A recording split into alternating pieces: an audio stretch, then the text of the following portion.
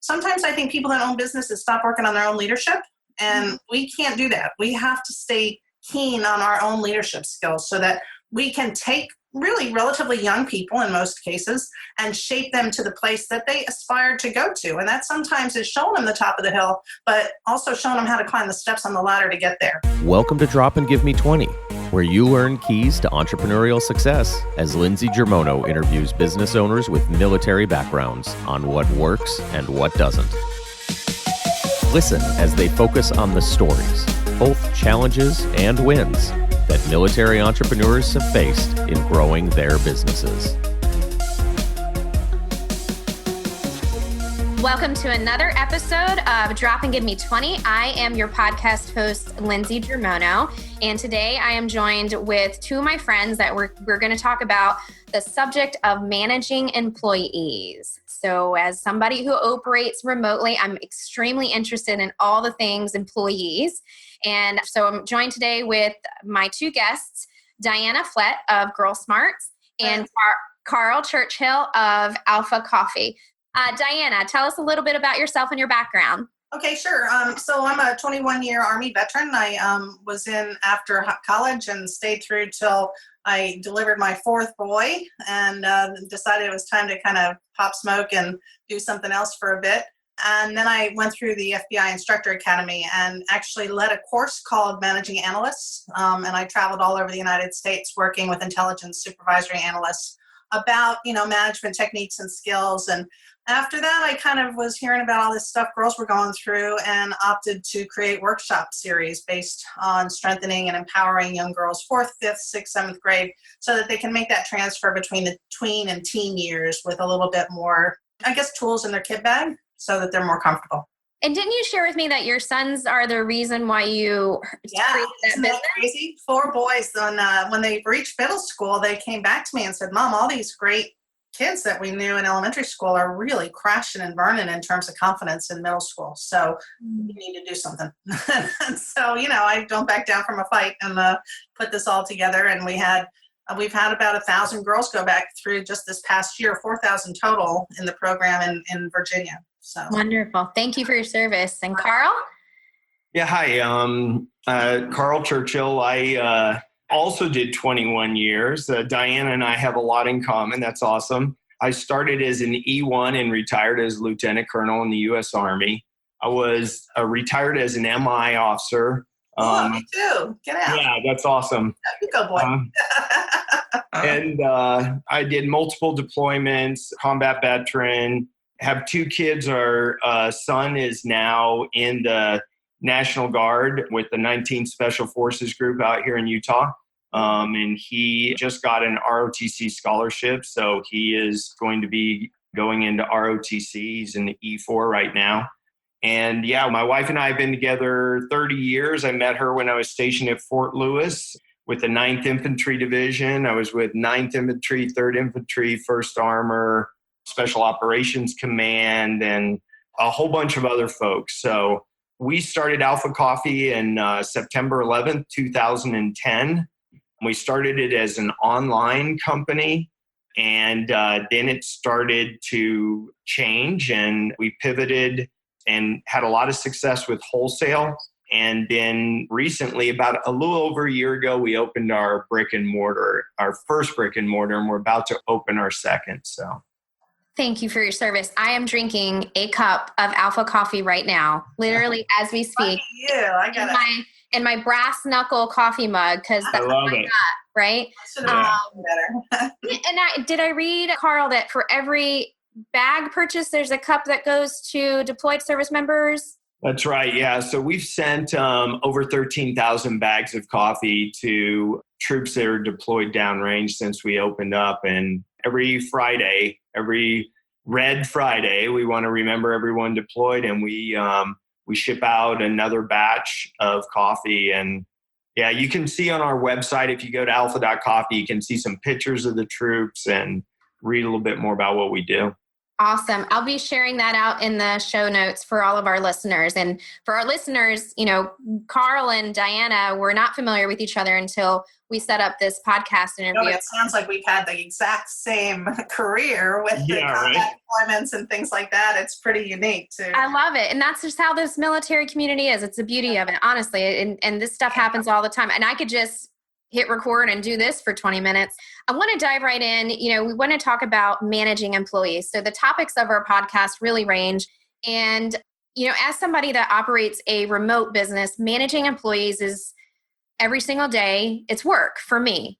And so I really would love it if you guys could talk to those that also, have employees that might just be able to share some tips with them and, maybe some do's and don'ts. Dianna, I know you sent one, and we'll kind of start with you, where you were talking about the mission and the vision are great, but, your team really understanding that. And Carl, feel free to chime in on that one too. I know that's probably really important to you as well. So Dianna, can you touch on that a little bit for our listeners? Yeah, I think most companies know by now you need to have a mission and a vision and objectives and ways to get to those things. And that's all very nice. But really after the initial sit down, that can get lost in the day-to-day activities of what's really happening within your business. So from my perspective, it's really important to communicate that routinely and make it, I had a guy once that I worked for that talked about doing routine things routinely. This communication of kind of what your vision is, allowing other people to embrace the vision and the mission in a way that they can then own it to a certain extent is really important to bring clarity to their day-to-day activities.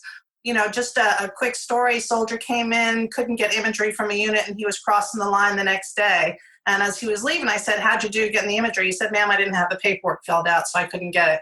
I said, you come here with me, And so I walked him up and gave him as much information as we could, and he left with all the imagery to cross the line that he could. But the other people that denied him that, had lost the vision of what we were supposed to be doing for soldiers. And so we have to be very careful in our day-to-day routine that we don't lose the vision based on profits and, all that other stuff. We got to keep that mission and vision forefront and communicate it routinely.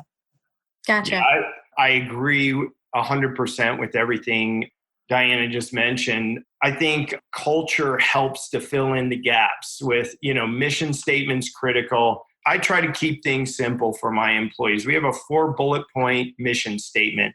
It's awesome coffee, be a warrior, have fun, and give back. And we do monthly meetings where we get together. It's one of the techniques we do because we have people on different shifts that don't see each other. We do work with some people remotely. And so we'll do a monthly meeting and we talk about culture and we talk about, we share culture stories. Customer came in and we started talking to them, and then we started joking around, and the person said, you know what, this was a really tough day for me, and I really appreciate the interaction because you guys got me laughing and smiling. And it's like, well, that's what it's about. It's about having fun. When you're having fun, the customer's having fun. So we try to come back to those bullet points and talk about our culture on a regular basis. And, that monthly sort of all hands meeting, I think, is also a really good technique for reiterating what your mission statement is, what your culture is. So, have you ever had anything go sideways on that? We haven't had anything so far. I have had people that were a little too willing to refund the customer for something. And we have, because we're all about 100% satisfaction guarantee. And kind of an interesting story, we had some young kids in there and they said, hey, our vanilla latte tastes kind of funky. We're not sure what it is. And we were, that's like alarm bells going off. We want to make sure that everything's 100%. And we have our baristas all use standard recipes. It's got to be all the same. So we thought, what happened here? And so the immediate reaction was, well, we'll just refund your money. And I said, well, wait a minute. Let's talk about this. Like, what is it about? And they're like, I don't know. It just tastes kind of funky. And we said, well, what do you normally drink? And we started talking. And what we came to realize was that this young kid wanted something super sweet with a lot of vanilla flavoring. So we literally put 2 more pumps of vanilla syrup in there. And he's like, oh yeah, this tastes great. And we're like, you know that funky thing you were tasting? That's called coffee. So, you were tasting coffee. So that was one example where people were overeager to give back or to do the right thing or to make sure that the coffee was awesome, where you needed, and we do AARs on a regular basis. For people who aren't familiar with that term, it's an after action review where we talk about what just happened, what could we have done better, what went well, what are the learning points we can share with the rest of the team, and then we do that. And we have an app that we use for employees. If people aren't using it, I highly recommend it, especially if you have a brick and mortar. It's called Deputy.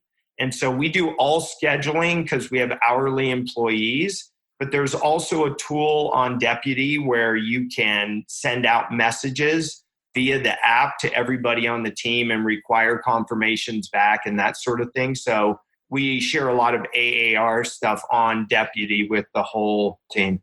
Awesome. I think we got into another tip there. I want to make sure that everybody understands. So tell me what AAR means just one more time so I can write it down. Yeah. So it's after action review. Awesome. So it's basically after the event happens, you sit down as a team and you say, at least we've sort of modified it a little bit from what the military was for a civilian application. But it's basically, we sit down and we say, hey, this thing just happened. We just had a customer that complained about their drink. So, what did we do? Let's just review what we did. We did A, B, and C. And then what could we have done better? What would have given us a better result? And what did we do well? And then, so now it's like when a customer complains, instead of, the first thing being like, well, we'll issue a refund. Right. We want to dig in a little bit and find out more and learn from it. Mm-hmm. And so now, we know that when we have younger kids coming in and they order a vanilla latte, we ask right up front, do you want a couple of extra pumps of syrup with that? And, 7 times out of 10, they say yes. And then you make a little bit more money on that latte. So I love it. You're happier. Yeah. Dianna? Yeah, I think that Carl's point here lends very closely to the next point from my perspective of communication. His AAR is really kind of what I call a lessons learned meeting with my guys. And what have we done to this point and what lessons have we learned? Are they positive lessons? Are they negative lessons? How can we shape this to make it more effective? But if you're not communicating routinely with the people on your team, then you don't know what's going on with your team. And that doesn't necessarily mean what's happening right now in the office. I think that you have to have more of a 360 look at your people as well, so that you kind of know what their aspirations are. You kind of know where they want to go within the business that you're running. Why are they motivated to work for you, and what's going to motivate them to stay with you? This workforce is a much different workforce than what Carl and I are used to, than what I was used to as a young person. When you worked in the burger slinging place, you knew you were starting off slinging burgers. Right. These guys want to go run the shop from the beginning. And so it's kind of our job as leaders and leaders within our management group. Sometimes I think people that own businesses stop working on their own leadership, and we can't do that. We have to stay keen on our own leadership skills so that we can take really relatively young people in most cases and shape them to the place that they aspire to go to. And that sometimes is showing them the top of the hill, but also showing them how to climb the steps on the ladder to get there. So it's not always asking, what do you see yourself doing in 6 months? It's asking, what do you see yourself doing in 5 years? Mm-hmm. And get them kind of to where you can jive with them and communicate with them on a level that they'll appreciate. And I swear it really makes a difference in how they connect with your product and with who you are as the lead of that product. So it's really valuable from my perspective. I know that that's one of the things we pushed seriously in the FBI, was to let people understand that the generation that was raised on Mayberry RFD is not the same generation that was raised on The Simpsons. It's not the same group that was raised on The Simpsons, and they expect different things from their leadership. And we have to make sure that we're connecting with them in a way that they'll listen to. Because you can be the smartest guy in the room. If nobody wants to listen to you, you might as well be the deaf, dumb mute on the side of the road. So it's really something that we have to do as leaders, is continue to communicate in a way that people want to listen to. I imagine from the organization's point of view too, I mean, that can convey to retention and decreasing the amount of, turnover that you might have. And every time you hire, that costs money. So, you can keep those people happy and keep giving them the opportunities to voice it. It is a constant area that like I said, every day, I work on it here for the agency, but thank you for sharing that with me. I want to get into, has anything happened in your businesses where it was an opportunity for you to learn as a leader? Maybe it didn't go as planned and you're like, you know what, I failed at this. Yeah, I'll defer to Carl because I just talked, but Carl, you want to go first? No, I'm constantly learning how to be a better leader. Military leadership is extremely valuable. And, Dianna, when she's talking, I'm nodding my head, north, south, because I agree 100% with everything she's saying. And I think that, that truly, I always tell my subordinate leaders that I'm training like the shop manager, I always tell them like the first rule of leadership is that you have to really care about people because you can't fake that. If you don't care about people, then you're not aware of what motivates them. You're not leading them. They don't respect you. They don't like you, that sort of thing. And so in that regard, when I first started managing young millennials, I was very much in dad mode. I was like, okay, here's what you need to do. And here's, we got to do it by this time. And then I started to realize that I was creating this gap between my wife and I and the rest of the team. It was a little bit cultural. It was obviously, we were from different generations and we had some issues. We had some people that left the organization. We had, kind of a little clique develop. And, I got really butthurt and offended by one of our employees when I was doing some social media stuff on my phone, and she said to me, she goes, I just love to watch you do social media. And I said, really? What do you mean? She's like, you're just so slow at it. And I was like, first of all, like, wait a minute, you've been here like a month. I've been through blood, sweat, and tears. We built this over 8 years, we've mortgaged our house to do this. Like, how dare you? And then I thought, you know what, this is just, I need to create a different kind of relationship. And so, starting the day when somebody comes in and just, other cultures do this well. It's like kind of having that cup of tea together or that cup of coffee before you jump right into what needs to happen. And it's just, 5 minutes of catching up, like, oh, what concert I saw on Instagram that you guys were at a concert. What concert was it you went to?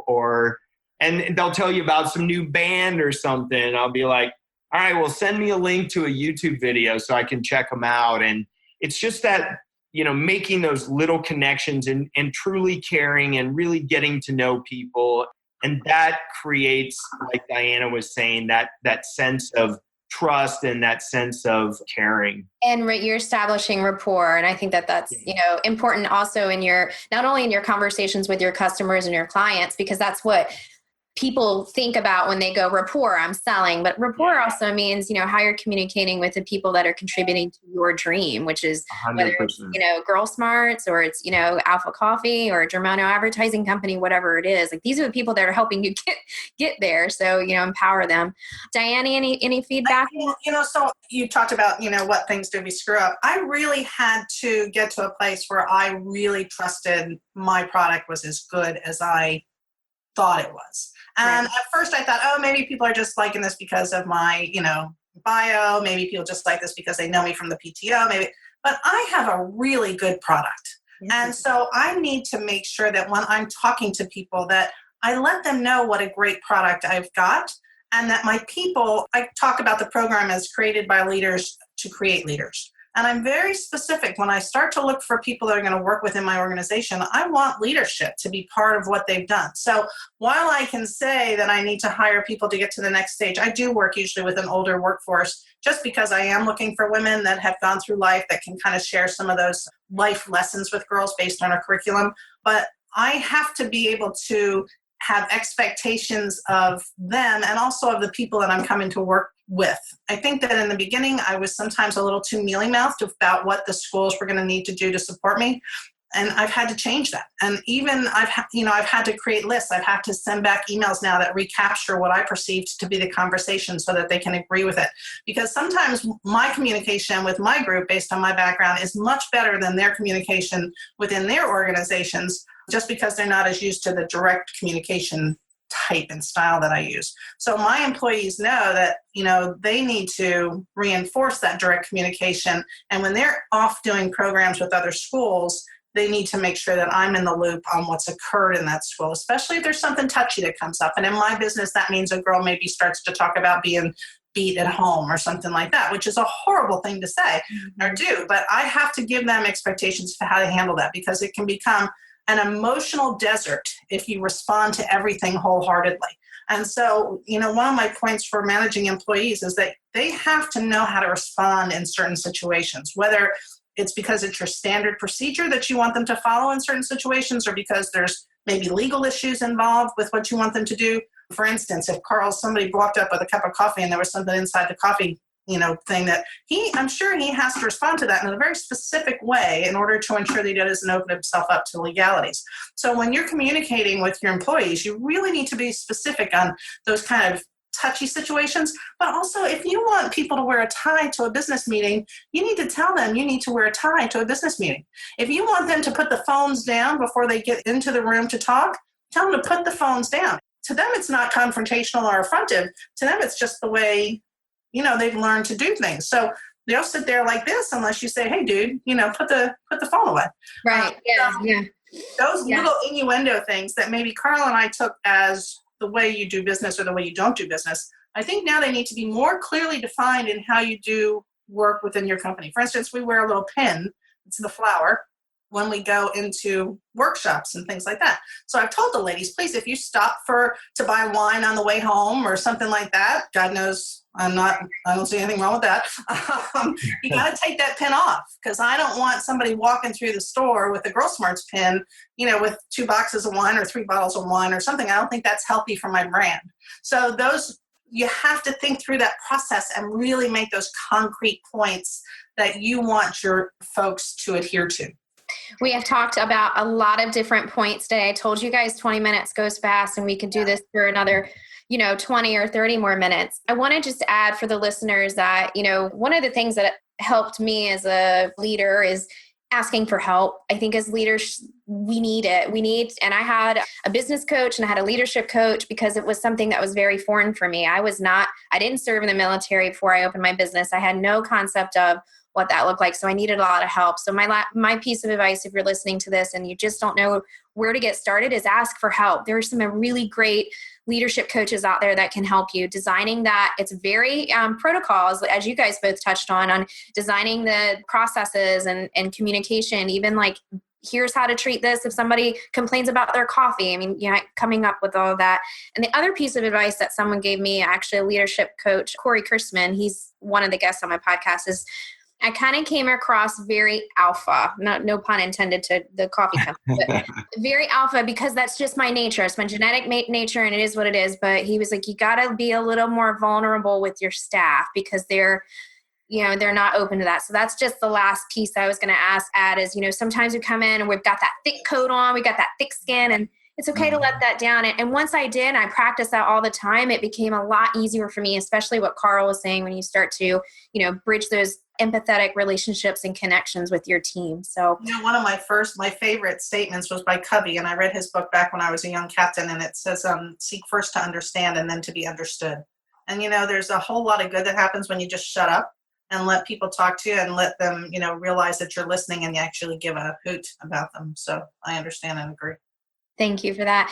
Would you guys be open to sharing how we can connect with you, or our listeners want to, get more information about the program that you offer, Dianna? And Carl, this coffee is good, y'all. I'm telling you, Carl sent me 2 bags of it and I'm down 1. So now I've got to place an order for another one. It is some good. Help sister out, man. Yeah. It's good stuff. So let us know where we can follow you and, connect with you, Carl. Yeah. So the easiest way is alpha.coffee. My personal email address, I'm happy to help anybody provide advice, whatever. That's just Carl C. So it's CARLC @alpha.coffee. And, our social media, my Twitter handle, IG, all that stuff, that is all, we get so many customer messages. It's easier just to email me, and then we'll connect and get on the phone, do whatever we need to do. So thank you. And what about you, Dianna? So the website is girlsmarts.com. And you can certainly reach me there by following on the links, or you can just send me an email. The easiest one is info@girlsmarts.com, and that's me. It's not some, platform that you're... I've got a Facebook page, so if you just kind of want to hear about what we're doing and maybe see some reviews from the parents, that's at Girl Smarts LLC on Facebook. And I'm happy to interact and see if maybe we can get a program going for some folks. And even for some women, there's a key aspect to Girl Smarts that pertains to women's leadership. And I have a lot of women that just come and join the program so they can learn to hear. Love it. Awesome. I love it. Thank you both so much for coming on Drop and Give Me 20 and talking about this topic of managing employees. I will include in the show notes, all the things. As social media manager, that's what I do. So Facebook, Instagram, Twitter, LinkedIn, all the stuff. But please connect with them for our listeners that are at home. They're really wonderful guests. All of my guests are wonderful, but I really enjoyed having Dianna and Carl on today. Thank you guys so much for your time, and good luck in your endeavors. Thank you. Thanks, we'll look forward to your success too, Lindsey. Thank you. Yeah. Thanks for listening to Drop and Give Me 20, brought to you by Germono Advertising Company in Norfolk, Virginia. Please visit our podcast in iTunes, click on subscribe, and leave us a review. Your support goes a long way. When you subscribe and leave reviews, it helps the guests on our show as well. Jump in and let us know what you think. You can also follow all of our guests on the Drop and Give Me 20 Facebook page. We have Instagram and Twitter. Those handles are Give Me 20 Podcast. I'm your host, Lindsey Germono, and I appreciate you listening to the show.